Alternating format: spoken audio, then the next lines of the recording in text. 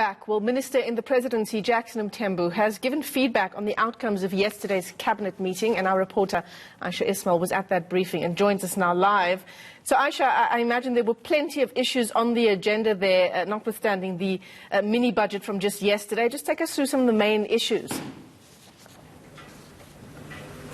Well, there was a lot of focus on yesterday's mini-budget, as you say, and Jackson Mthembu talked extensively about investment, and there will be two very big investment conferences taking place in South Africa in the next week or two, and these include, and I'm just looking at the statement here, it includes the South African Investment Conference, and this is the second investment conference that will be taking place in Sandton, and there we will see international investors coming to South Africa. Now, according to Jackson Mthembu, he talked about the fact that during the first one that they had last year, there were commitments of something like 300 billion rand made to South Africa.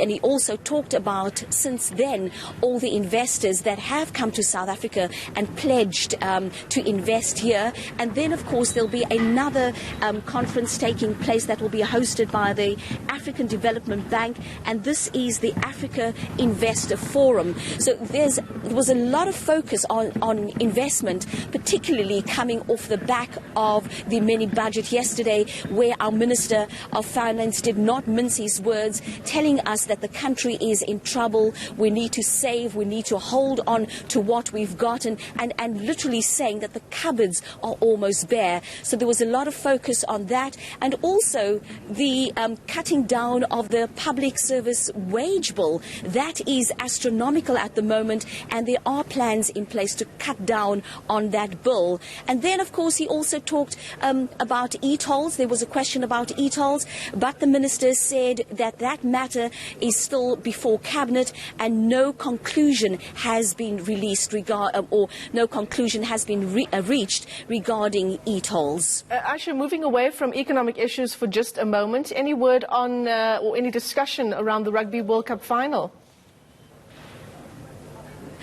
Well, Michelle, there was quite a lot of discussion on the rugby final. The Minister in the Presidency, Jackson Mthembu, was quite passionate about all South Africans supporting the Springboks, and as he referred to them, supporting our boys, supporting the Bokke, and calling on them to do their best to bring the World Cup back home.